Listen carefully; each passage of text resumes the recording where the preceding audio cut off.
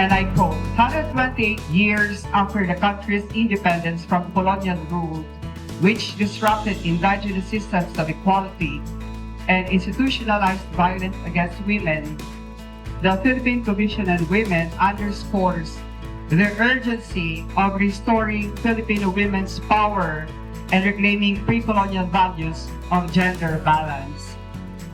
But I think this is not really true in the Bicol University, for based on evidence, we have more women than men leading the university.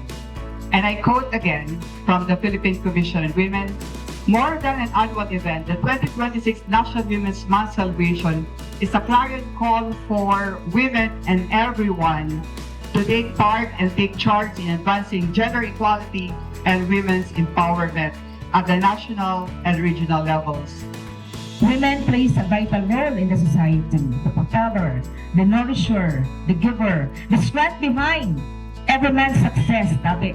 A soft touch in every home, and so we really respect and celebrate women, not only during March, but in our day-to-day life.